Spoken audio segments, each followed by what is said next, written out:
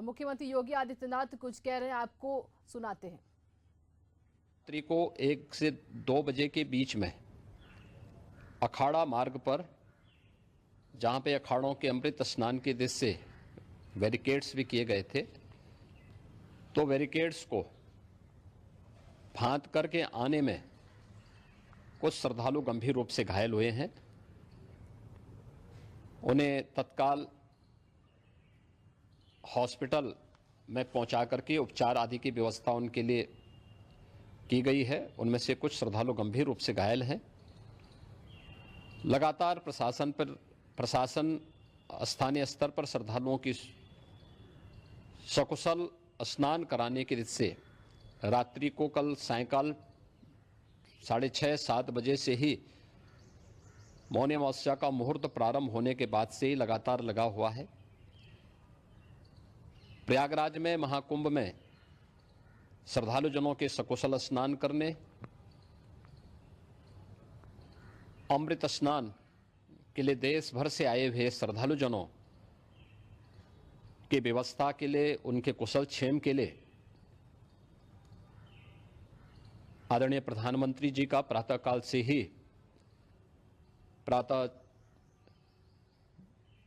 से ही उनके लगभग 4 बार प्रधानमंत्री जी ने हालचाल लिया है।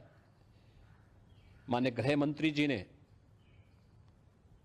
माननीय राष्ट्रीय अध्यक्ष भारतीय जनता पार्टी श्री जेपी नड्डा जी ने,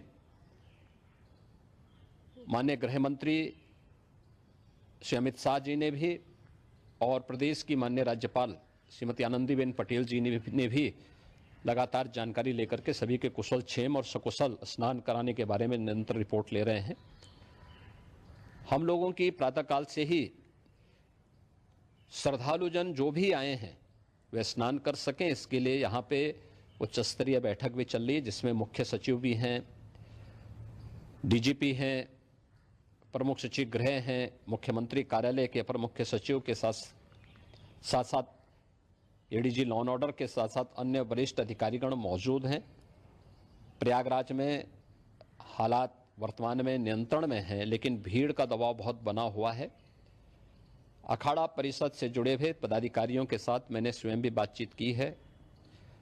आचार्य महामंडलेश्वरों से भी, पूज्य संतों के साथ भी मेरी बातचीत हुई है, और पूज्य संतों ने बड़ी ही विनम्रता के साथ इस बात को कहा है कि नहीं, श्रद्धालु जन पहले स्नान करेंगे और फिर जब उनका दबाव कुछ कम होगा और वे सकुशल वहां से निकल जाएंगे, तब हम लोग स्नान करने के लिए संगम की तरफ जाएंगे।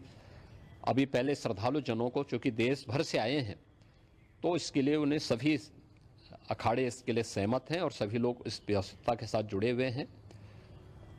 लगातार इस दिशा में हम लोगों का प्रयास है कि जो अब तक प्रातःकाल से ही आपने देखा होगा, कल मैंने बताया कि कल लगभग 5.5 करोड़ श्रद्धालु कल महाकुंभ का स्नान किए हैं, और आज प्रातःकाल तक लगभग 8:30 बजे तक 3 करोड़ से अधिक श्रद्धालु स्नान कर चुके हैं, और ये लगातार जारी है। लेकिन संगम नोच पर, अखाड़ा मार्ग पर,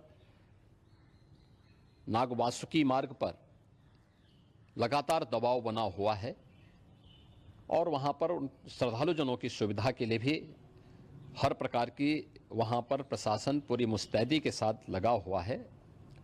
और इसीलिए मेरी अपील है पूरे प्रदेशवासियों से, पूरे देशवासियों से, और सभी श्रद्धालुओं से भी, सभी पूज्य संतों से भी, कि अफवाह पर कोई ध्यान न दें, संयम से काम लें। ये सब आयोजन सभी लोगों का है। प्रशासन